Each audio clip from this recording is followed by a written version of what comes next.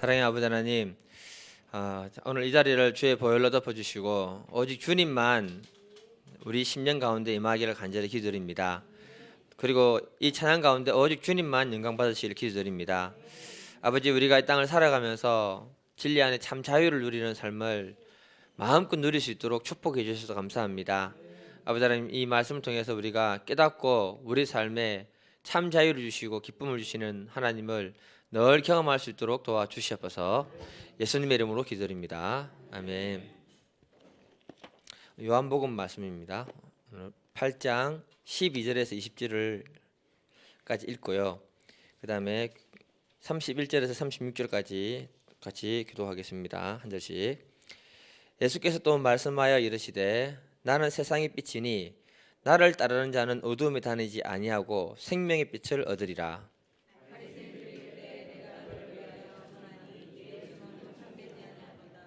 예수께서 대답하여 이르시되 내가 나를 위하여 정언하여도 내 정언이 참되니 나는 내가 어디서 오며 어디로 가는 것을 알거니와 너희는 내가 어디서 오며 어디로 가는 것을 알지 못하느니라.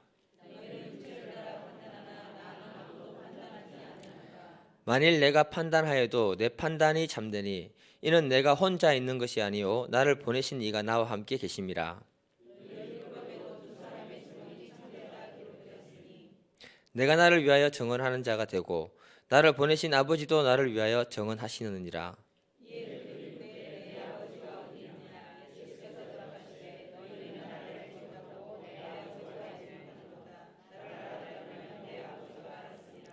이 말씀은 성전에서 가르치실 때에 헌금함 앞에서 하셨으나 잡는 자가 없으니 이는 그의 때가 아직 이르지 아니하였음이라.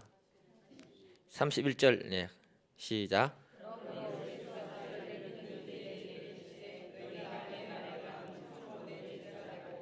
진리를 알지니 진리가 너희를 자유롭게 하리라.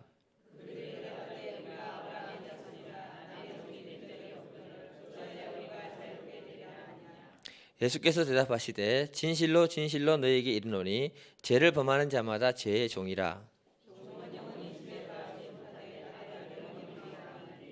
그러므로 아들이 너희를 자유롭게 하면 너희가 참으로 자유로우리라. 아멘. 제목 같이 한번 읽어보겠습니다. 시작. 오늘은 요한복음 조금 딱딱합니다. 요한복음이 굉장히 어렵네요. 쉽게 하는 게 정말 어렵습니다. 그래도 좀 이렇게 굉장히 중요한 말씀이니까 같이 잘 소화할 수 있기를 바랍니다. 오늘 말씀을 보면은 계속해서 예수님이 빛과 어두움에 대해서 설명을 하고 있습니다. 무엇이 빛이고 무엇이 어두움인가 계속 강조하는데, 예수님 빛과 어두움을 나눠 가지고 이분법적으로 해서 우리에게 그 시대 바리새인들과 지금 우리에게 중요한 메시지를 던져주고자 하고 있다는 겁니다. 그러니까 요한복음을 처음부터 보게 되면은요, 예수님을 소개할 때 빛이라고 이렇게 참빛이라고 소개를 했습니다. 그리고 중간중간에 계속해서 요한복음은 얘기하는 게 뭐냐, 예수님 누구신가 이 얘기를 해주고 있습니다. 그러니까 예수님이 참빛으로 왔다면은 세상에 거짓빛도 있다 없다? 있다는 거죠. 예수님이 바리새인들이나 오늘날 우리들에게 말씀하시고자 하는 건 뭐냐 하면, 참빛 되시는 예수님을 우리의 심령에 모시게 되면 그때부터 정말 자유하는 삶을 살게 된다, 이 얘기를 해주고 있는 겁니다.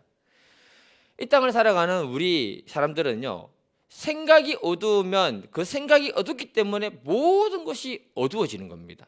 이해가 되십니까, 여러분? 어두움 속에는 두려움을 낳거든요. 두려움이 우리를 장악하게 되면은 그때부터 우리는 아무것도 못하는 거예요.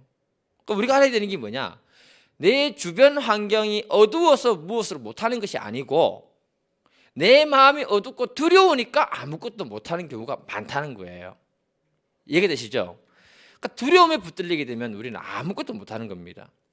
성경은 하나님이 인간의 죄와 욕망이 가져다주는 어두움이 무엇인지를 굉장히 잘 소개해주고 있습니다. 그러면서 하는 게 뭐냐면은 그 뒤에는 반드시 영적인 전쟁이 있다라고 우리에게 소개하고 있는 겁니다. 에베소서 6장 12절을 보게 되면은 우리의 씨름은 혈과 육을 상대하는 것이 아니고 통치자들과 권세자들과 이 세상 어두운 주관자들과 하늘에 있는 악한 영들을 상대하는 것이다라고 분명히 말하고 있습니다. 사도 바울은요, 우리 뒤에 어두움의 존재, 악한 영의 존재가 있어서 그 부분의 문제가 우리를 심각하게 한다라고 이렇게 말해주고 있는 겁니다. 오늘 본문에서는 예수님이 빛과 어둠에 대해서 얘기하면서 바리새인들 뒤에 있는 그 죄 문제를 다루고 있는 겁니다. 그 어둠이 해결되지 않으면요, 그 사람은 영원히 어둠 속에서 고통당하다가 영원한 지옥으로 가게 된다는 것을 말하는 겁니다. 오늘 우리가 진리의 세계로 나아가고 빛의 세계로 나아가서 참 자유를 누리는 분들 되기를 간절히 기도드립니다. 첫 번째 소제목 같이 한번 읽어볼게요. 시작. 겸손히 예수님께로 나아가면 빛이 있다. 오늘 본문 배경은요, 여전히 초막절이라는 행사 중에 예수님이 이 이야기를 하신 거예요. 초막절 행사가 되면 두 가지를 크게 합니다. 한 가지는 뭐냐? 밖에 나가서 실로암에 가서 물을 길러 오는 행위를 하는 거예요. 이게 연결되니까 앞에 가고 있다 보니까 잘 모를 수 있는데, 광야에서 살다 보니까 물은 생명입니다. 그래서 물을 가지고 와서 물 행사를 하는 행렬이 있습니다. 그때 예수님이 뭐라 했냐면 요한복음 7장 38절 37절을 보면 누구든지 목마르거든 내게로 와서 마시라. 나를 믿는 자는 성경의 이름같이 그 배에서 생수의 강이 흘러나오리라. 그러니까 지금 우리는 이 말이 뭔지를 해석을 해줘야 되지만, 그 시대 그 행사를 알고 그 속에 있는 사람들은 예수님이 이 말씀을 하셨을 때 정확하게 이해를 했다 못했다? 이해했다는 거죠. 이해 못한 게 아니고. 두 번째 행사가 뭐냐면요, 여인의 뜰에 가게 되면은 예루살렘 성전 앞뜰이 여인의 뜰이거든요. 그때 4개 높은 이 금촛대로 되어 있는 그 대를 만들어 놓고 거기에 제사장들의 낡은 의복을 이렇게 묶어 가지고 태우면서 불을 지피는 행위를 하는 게 있습니다. 그리고 그 등불 밑에서 사람들이 피리 부고 노래 부르고 춤추면서, 그 불이 얼마나 밝았으면 여인들이 그 밑에서 이렇게 바느질을 할 수 있는 그 정도로 이렇게 불이 밝았다고 합니다. 근데 그 불을 붙여 놓으면은 밤에 밤새도록 타겠습니까? 어느 시점이 되면 꺼지겠습니까? 밤새도록 탄다면 곤란합니다. 시점이 되면 꺼지는 거예요. 그 시점을 맞춰서 예수님 뭐라 했느냐? 12절입니다. 12절. 12절 읽어볼게요. 오늘 본문 12절 시작.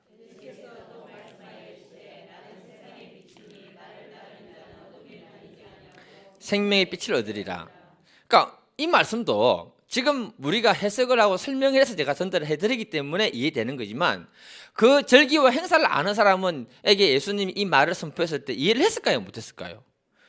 너무나 잘 아는 얘기죠. 이해를 해야죠. 이해가 안 되면 안 되는데.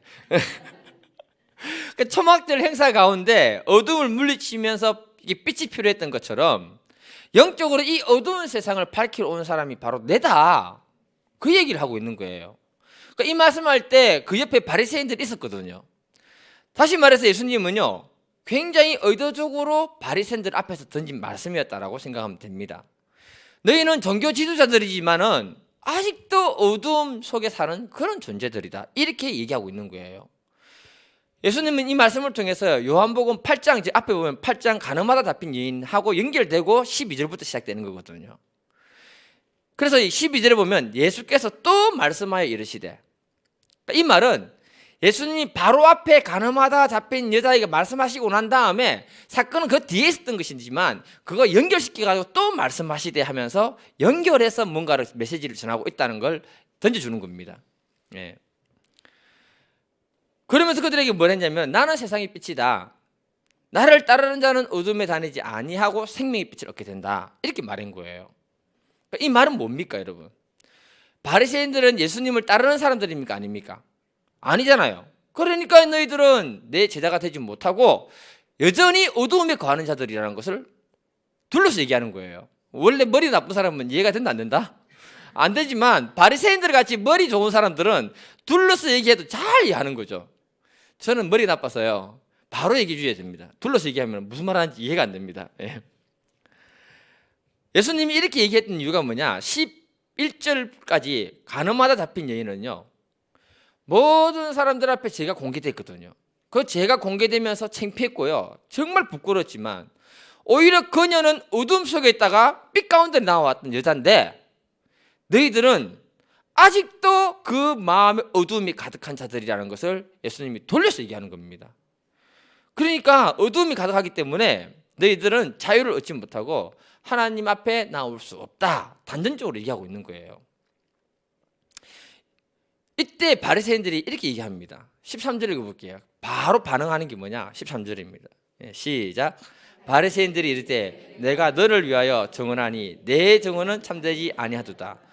무슨 말이냐면은 마음이 어둡고 영혼이 어두운 사람은 예수님의 말씀을 받아들이지 못한다는 거예요. 반박하는 거예요. 반박 지금. 그러니까 우리가 신앙생활을 하면서 때로는 정말 힘든 말씀도 잘 소화를 해야 됩니다. 말씀 전하다 보면요, 우리의 양심을 찌르는 소리를 전할 때가 있고요, 영혼을 정결하게 하는 소리를 대신 전달해야 할 때도 있습니다. 이때 마음이 어둠으로 가득하게 되면요, 그 말씀 자체를 거부하고 튕겨내게 되고 반박하는 경우들이 생긴다는 거예요. 저도 그래요. 예. 그래서 진리의 말씀이 내 안에 빛으로 들어오지 않으면 나는 계속해서 어두운 생각, 어두운 마음으로 있어야 된다는 거예요. 여러분, 이게 우리를 더 힘들게 하는 거 아시죠? 경험해보신 분은 아실 거예요. 진리를 알기는 아는데 진리를 받아들일 수 없는 불편한 관계. 한 분도 없었군요. 여기 계신 분들은. 엄청 우리를 힘들게 합니다.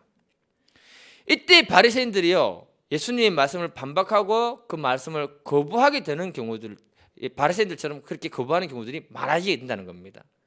그렇게 되면 어떻게 되느냐? 15절에 예수님 이렇게 얘기합니다. 15절 같이 읽겠습니다. 15절 시작. 너희는 육체를 따라 판단하나 나는 아무도 판단하지 아니하노라. 바리새인들이 예수님의 말씀을 받아들이지 못하니까 판단하는 자의 자리로 올라가 있다, 이렇게 얘기하고 있습니다. 이 판단한다는 말을 갖다가 다른 번역을 보게 되면요, 세상의 기준, 사람의 기준으로 판단하고 있다, 이 말을 하고 있습니다. 그러니까 마음의 어둠이 가득해지면요, 하나님 말씀이 내 마음에 들리지 않을 뿐더러 저 말이 옳으냐 그르냐 판단하게 되고, 또 뭐 하느냐, 너나 똑바로 잘해라, 이렇게 판단하는 생각으로 가득해진다는 걸 말하고 있는 거예요. 그 생각이 세상의 기준과 사람의 기준으로 판단하는 그런 행위를 바리새인들이 해버렸다는 것을 말하고 있는 겁니다. 그래서 16절 이하부터는요, 계속해서 예수님 자신의 판단은 하나님 앞에서 옳은 것이고 왜 그런 것인가에 대해서 계속 이렇게 변론하는 작업입니다. 읽으면 지루하고 재미가 없습니다. 예. 그러니까 이 말씀을 통해서 우리가 깊이 한번 생각해야 되는 게 뭐냐면요, 우리가 판단하는 자리에 올라갔다면 그 사람은 스스로 의인이라는 겁니다. 의인이 되면요, 죄인을 판단할 능력이 있고 자신을 기준으로 해서 판단하는 것은 다 옳게 생각하는 거예요. 그러니까 우리가 잘해야 되는 게 뭐냐면요, 판단의 자리가 가는 것이 아니고 은혜의 자리로 내려가는 마음이 필요한 거예요. 그 사람에게 하나님은 은혜로 허락하는 겁니다. 다시 말해서 바리새인들이 율법의 참 정신이 무엇이고 하나님의 뜻은 무엇인지를 늘 예수님이 보여줬는데 그걸 판단하는 자리에서 늘 보고 판단하고 예수님을 죄인 취급하고 죽여야 할 사람으로 생각했다는 거예요.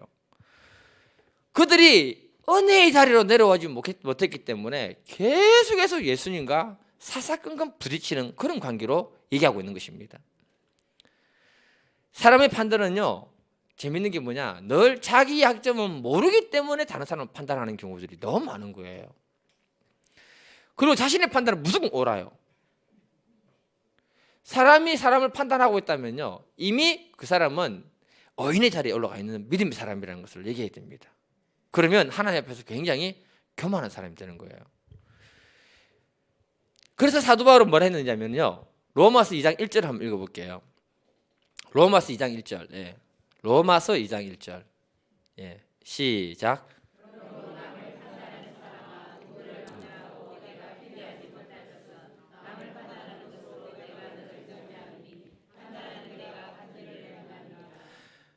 네가 판단하고 있는데 니도 똑같이 그 일을 하고 있다, 이렇게 얘기하고 있는 겁니다. 바리새인들 입장에서 볼 때는요, 늘 자신은 거룩하게 신앙생활 잘한다라고 생각하고 있었거든요. 사실 알고 보면요, 자기들 눈에 있는 기둥은 못 보고 상대방 눈에 있는 티만 보는 그런 사람이었다는 걸 얘기하고 있는 겁니다. 그래서 예수님은요, 바리새인들과 관계가 적대 관계가 되고요, 바리새인들은 예수님이 하는 일은 무조건 사사건건 터집을 잡고 넘어졌던 겁니다. 여러분, 사람과 사람 사이에 사사건건 판단하는 사이가 되면 부부 관계가 좋아질까요, 나빠질까요? 절대적으로 나빠집니다. 피곤합니다. 같이 사니 혼자 사는 게 낫다. 잠언서에 보면 움막에 혼자 사는 게 낫다. 그렇게 얘기합니다. 바리새인들이 예수님을 판단하고 꼬투리를 찾으니까 예수님의 말씀이 마음에 안 들어온 거죠. 판단과 정죄가 난무하는 자리에는요, 하나님이 역사하지 않습니다. 뭐가 역사하지 않는다고요? 하나님이 역사하지 않습니다. 만일 하나님이 우리를 판단하고 정죄하려고 했다면요, 이 자리에 계신 분은 아무도 없을 겁니다. 주님이 이 땅에 온 것은요, 우리를 판단하고 정죄로 온 것이 아니고요, 하나님의 사랑을 보여주고 그 백성들을 구원하기 위해서 이 땅에 오셨다는 겁니다. 그래서 우리는 주님이 우리의 허물과 약점을 십자가에서 감당해 준 그 사실에 대해서 그냥 그 사실만 생각하면 은혜가 밀려와야 되는 거예요. 이해가 됩니까, 여러분? 우리가 이 사실을 놓치게 되면요, 교회는 늘 판단과 정죄에 시달릴 겁니다. 사람이 얼마나 많습니까? 한마디만 해보세요. 우리 교회는 한마디 하면 200마디입니다. 그러면 나를 제외하고 다른 사람들은 다 판단과 정죄의 세상이 돼버리는 거예요. 그러니까 우리는 이기적인 본성을 가지고 있고 제약된 본성을 가지고 있어서 안 가르쳐줘도 이건 너무 잘한다 못한다. 나를 제어하지 않으면 바로 나오는 게 그거예요. 판단과 정죄하는 얘기, 비교하는 얘기, 이 생각이 들어가는 겁니다. 그러니까 이 말씀을 오늘날 교회로 적용시켜 보면은, 우리 교회는 아무도 그런 건 없지만 구조성이 보게 되면은, 바리새인들이 예수님을 판단했듯이 성도가 목사를 판단하는 자리에 있다고 가정을 하나 해볼게요. 아무도 그런 일이 없지만요. 그러면 그 목사를 통해서 선포되는 그 말씀이 그 마음의 은혜로 들어갈까요, 안 들어갈까요?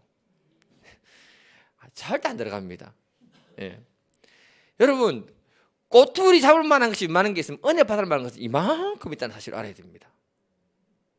제가 다시 얘기해 드릴게요. 꼬투리 잡을 만한 것은 요만큼 있다면 은혜 받을 만한 것이 이만큼 있다는 거예요. 그건 다 놓치고 어디에 집중하느냐? 꼬투리 잡는 데 집중하고 있다는 거예요.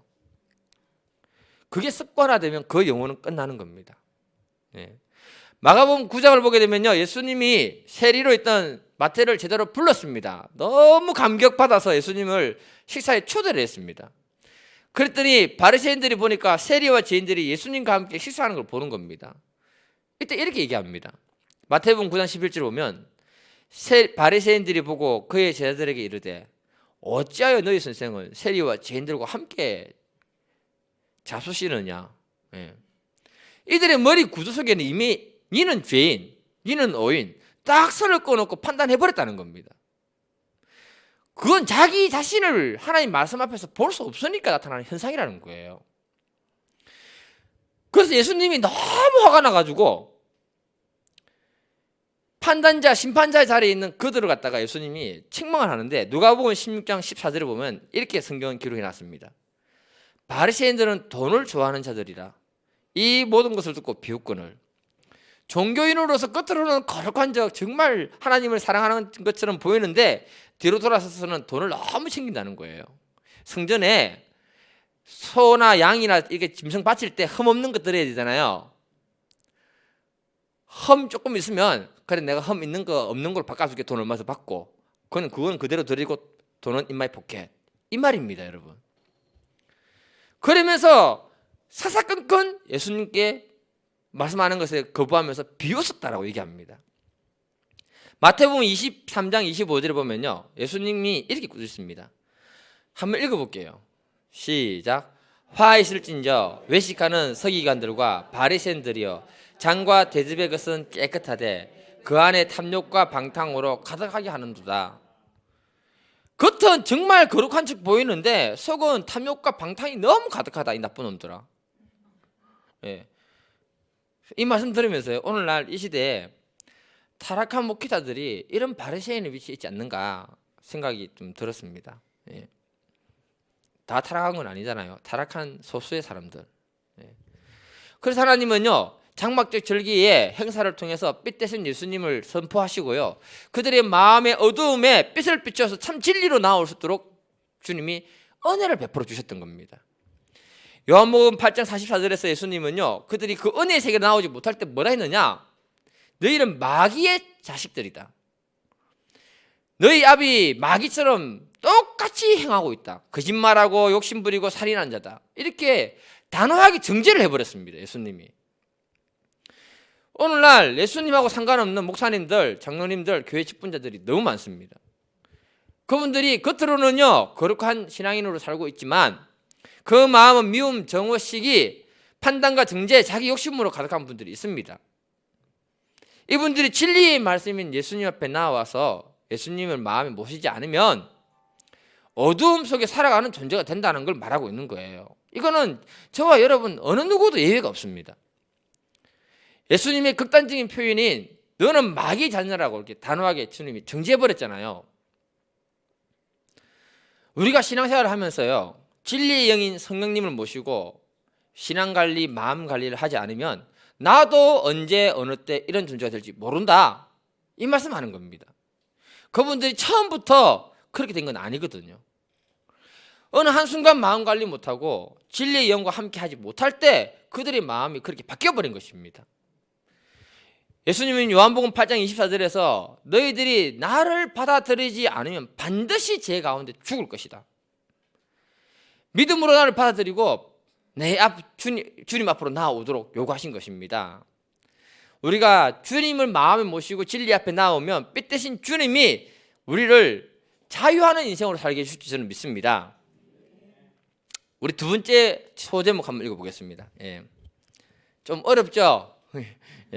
마음이 좀 그렇습니다. 저도 두 번째 읽어볼게요. 시작. 진리 속에 있으면 자유하게 된다.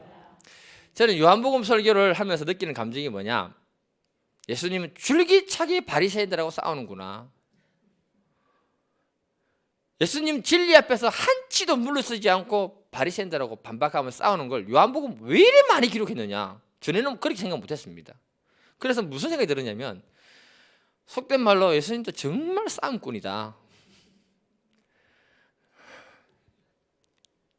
한마디도 지지 않습니다. 그러고 나서 무슨 말씀하셨느냐, 31절 32절 같이 한번 읽어볼게요. 본문 31절 32절 시작.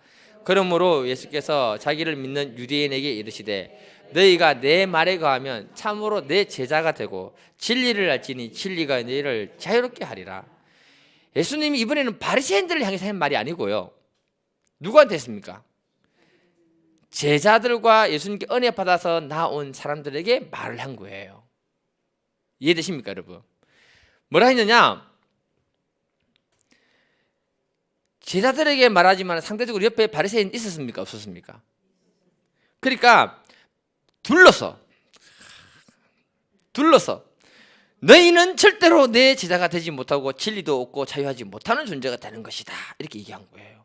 둘러서. 예를 들면 이렇습니다. 이해가 안 되는 분을 위해서. 두 명의 애가 있는데 선생님이 애들 가르치기 얼마나 힘들어요. 한 놈은 진짜 말 안 듣고 한 녀석은 정말 모범생인 거예요. 선생님이 말썽꾸러기 애에게 아무리 책망하고 바르게 가르쳐도 속에 경일기 시키고 듣지 않으면 화가 나잖아요. 그러니까 선생님은 뭐라 했느냐, 입이 아프니까 말 잘 듣는 모범생을 불러가지고 그 옆에는 말 안 듣는 놈이 있습니다. 너가 정말 내 말을 잘 듣고 하기 때문에 내 제자가 되는구나. 내가 모든 것을 다 지원해 줄게. 그리고 너는 어디 나가면 내 제자라고 얘기해라. 내가 반드시 책임을 지겠다. 이렇게 선생님이 약속을 해준 거예요. 그러면 그 옆에 말썽꾸러기는 그 말 듣고 기분이 좋을까요 나쁠까요? 생각이 있는 애라면 기분이 나빠야 됩니다. 이해되십니까? 이런 식으로 예수님이 옆에 있는 바리새인들을 자극하고 비꼬고 있는 거예요. 이 말씀은요, 옆에 있는 바리새인들을 자극하면서 비꼬는 말입니다. 심하게 보면요, 예수님이 자꾸 싸움을 거는 거예요. 그러니까 이 사람들이 당장 반응을 어떻게 했느냐, 13절 볼게요. 말씀을 잘 이해해야 됩니다. 33절 읽어보겠습니다. 33절 같이 읽겠습니다. 시작.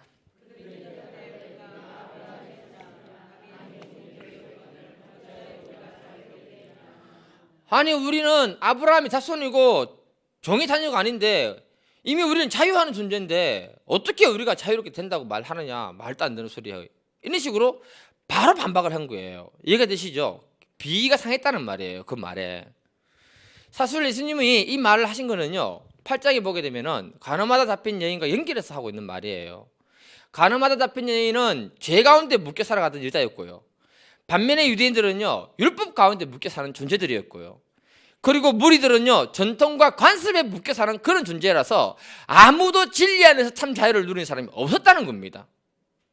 오늘날 우리나라식으로 얘기해드리면 우리나라 유교 전통이라는 것이요 정말 우리를 불편하게 하고 꽁꽁 묶어놨습니다. 명절이 되면 제사를 지내기 위해서 민족 대이동을 해야 됩니다. 기다리고 있습니다. 벌써부터. 그게 없는 돈에 비싼 제사용품 산다고 고생 하시잖아요. 아닌가요? 제사 지내는 아무 사람이 아무도 없구나. 그러면 제사가 뭐라고요? 여기에 묶여서 교회 못 나오는 사람이 있습니다. 제사 지내는 문제만 아니면 내 교회 나가겠다는 사람 많습니다. 여러분 굉장히 부자연스럽다는 겁니다. 또 우리나라 사주팔자나 이런 거에 묶여있는 사람들은요 이사도 마음대로 못해요. 자기가 이사하고 싶은 날짜에 하면 되지 날 받아서 이사해야 됩니다. 그러니까 우리들이 잘 생각해 봐야 되는 게 뭐냐면요 내가 자유로운 사람이라면 내가 하고 싶으면 하고 하기 싫으면 하지 말면 되는 거예요. 맞잖아요. 근데 나이가 점점 들면 들수록요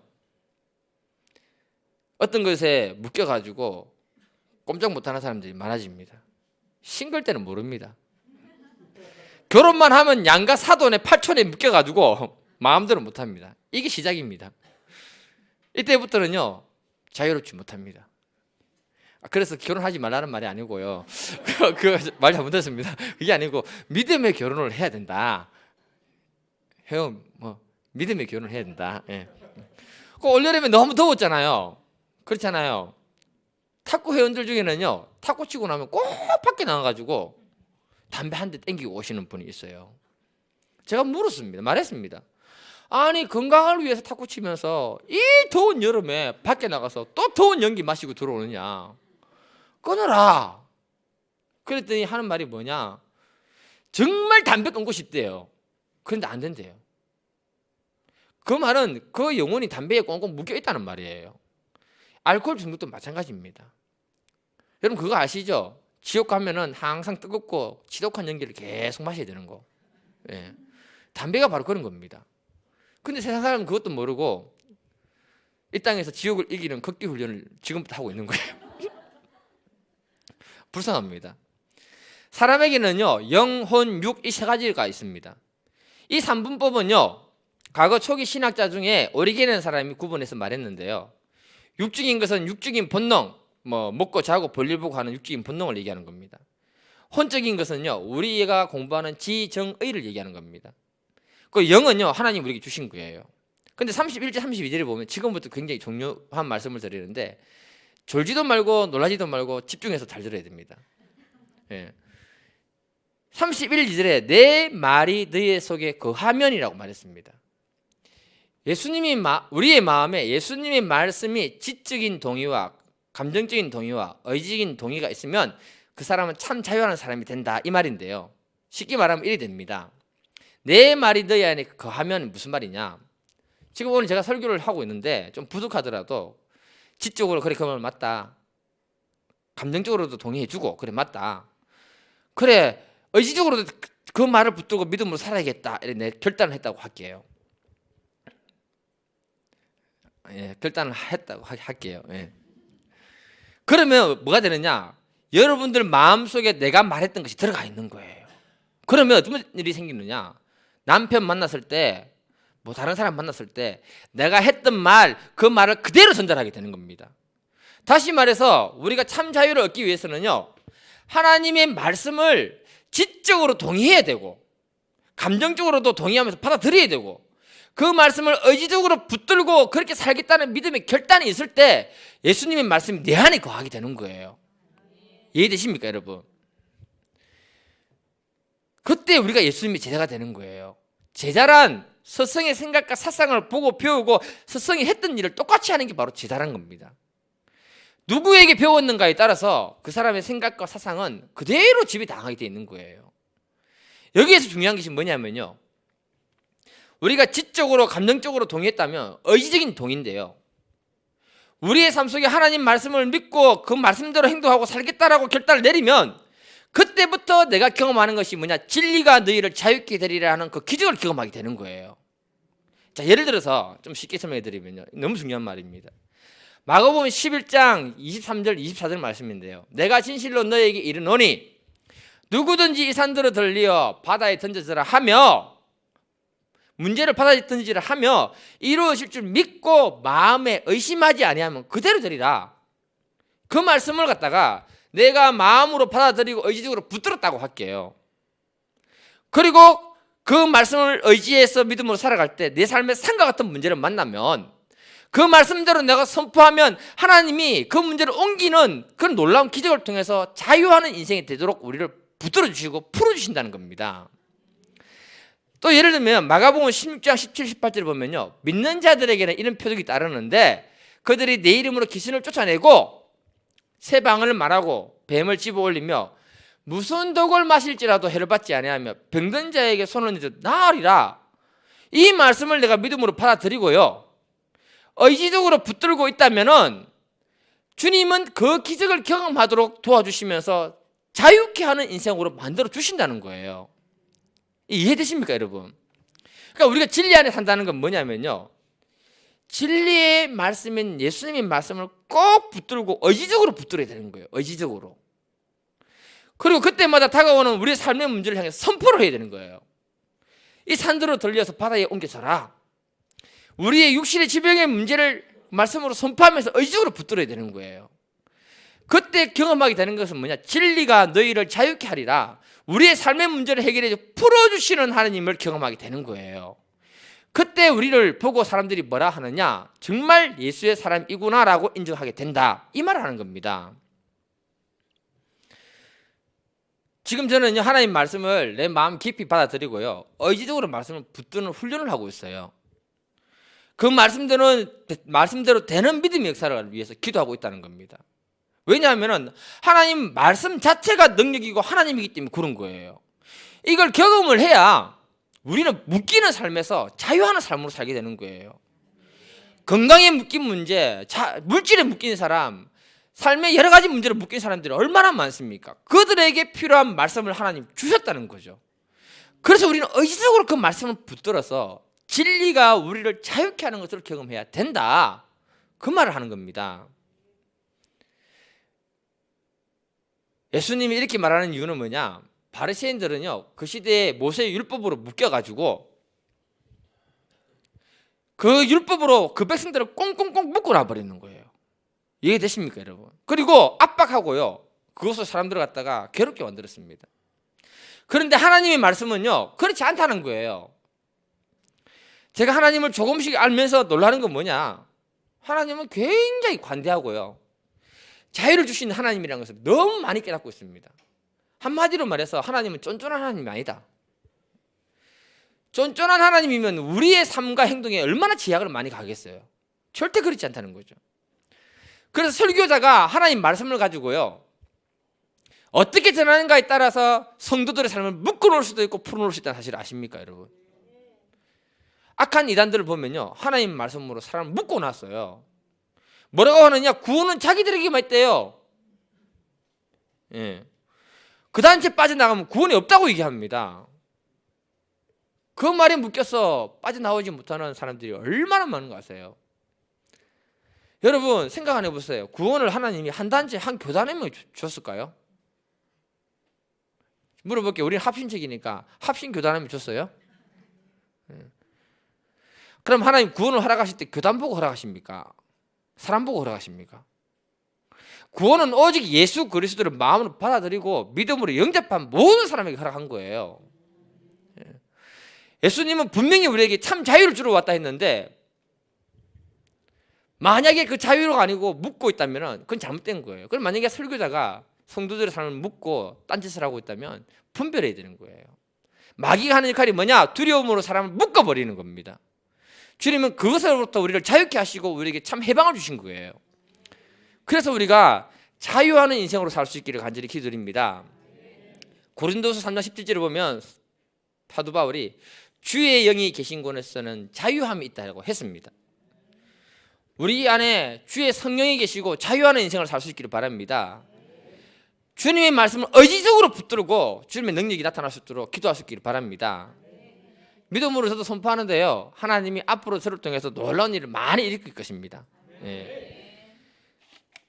말씀 끝났습니다. 예. 그리고 앞으로